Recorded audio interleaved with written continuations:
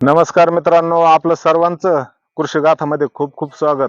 मित्र, आज हा आपला जो व्हिडिओ आहे तो म्हणजे खास जी नवीन आघाडी फुटलेली आहे आणि त्याला जो अळीचा प्रादुर्भाव किंवा माव्याचा प्रादुर्भाव होतो तर याविषयी आहे.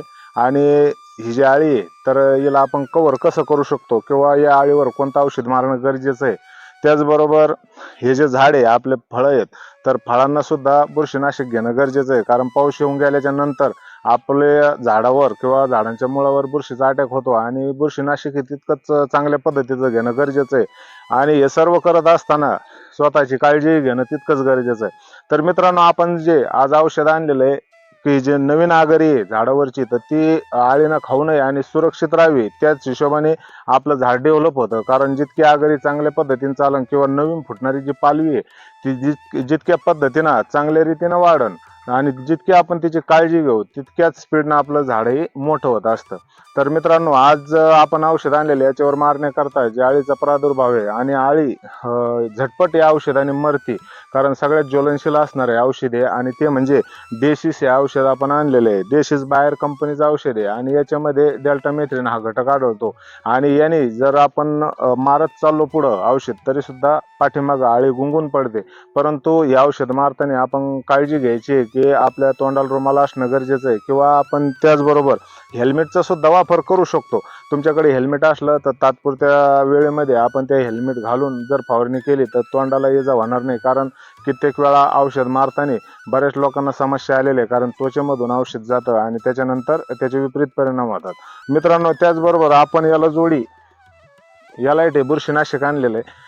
कारण हे बुरशीनाशक आंतरप्रवाही आहे, जे पानाच्या आतमध्ये जाऊन काम करतं, झाडाच्या आतमध्ये जाऊन काम करतं आणि हे काम चांगल्या रीतीचं काम करत असल्यामुळं आपण याची निवड केलेली आहे. कारण आपले फळं जे आहेत तर मोसंबीचे फळं हार्वेस्टिंगला आलेले आहेत आणि त्याचबरोबर याच्यावरती एक चांगली फवारणी म्हणून आपण एक डिसीस आणि त्याचबरोबर एलाइटची फवारणी मारू राहिलो. कारण आपण याच्यामध्ये मायक्रोन्यूटनचा कुठेही समावेश केलेला नाही. मायक्रोन्यूटन यासाठी नाही मारायचं कारण आपला जो माल आहे तो आपण थोडे दिवस ठेवणार आहे झाडावर आणि तो पिवळा पडू नये किंवा त्याचे जे लवकर हार्वेस्टिंगला येऊ नये या हिशोबाने आपण याची निवड केलेली आहे आणि मायक्रोन्यूटन आपण याच्यामध्ये घेतलेला नाही आहे.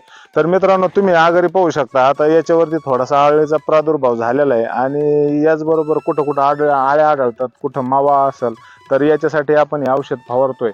आणि त्याचबरोबर फळांना जर आपल्या साईज आपण जर फळाची साईज वाढवायची असली किंवा फळं हार्वेस्टिंगला आल्याच नंतर साईज आणि चमक जर वाढवायची असली तर त्याच्यासाठी सुद्धा आपण 05234 हे जमिनीतून ड्रिपद्वारे सोडू शकतो. त्याच्यामुळं मालाचं जे वजन वाढतं, कारण फॉस्फरसचं प्रमाण जास्त असल्यामुळं ते मालाचं वजन वाढण्यास कारणीभूत ठरतं. तसंच जर चमक जर आपल्या मालावर आणायची असेल, कारण जितका बाजार भावाला चमक महत्त्वाची असते आणि जितकी मालाला चमक असेल त्याचप्रमाणे आपल्या मालाला रेट थोडासा वाढून भेटत असतो.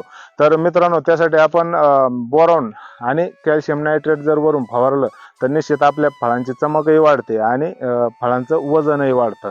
तर मित्रांनो, हे औषध फवारताना थोडंसं आपल्याला जळजळ होऊ शकते. कुठं चेहऱ्यावर जर पडलं किंवा अंगावर जर पडलं तर त्यासाठी जुने पाने का असत नाही पण कपडे फुलं असणं गरजेचं आहे.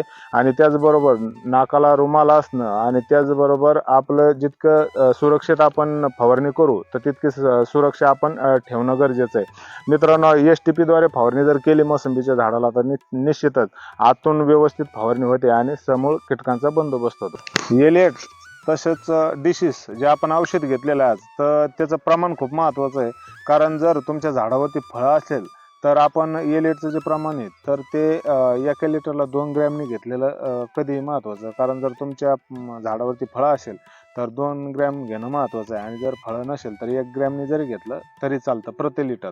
आणि दुसरा जे आपला राहिला प्रश्न डिसीसचा, तर डिसीस हे औषध फक्त जर तुमचा 20 लिटरचा पंप असेल तर त्याला 10 ml घेणं गरजेचं आहे. कारण प्रति लिटर अर्धा ml डिसीस घेणं गरजेचं आहे आणि याची फक्त काळजी घेणं खूप महत्त्वाचं आहे, कारण औषधाचं प्रमाण हे खूप महत्त्वाचं असतं.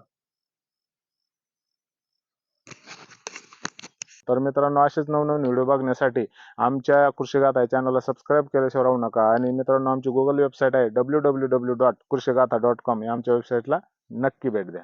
धन्यवाद.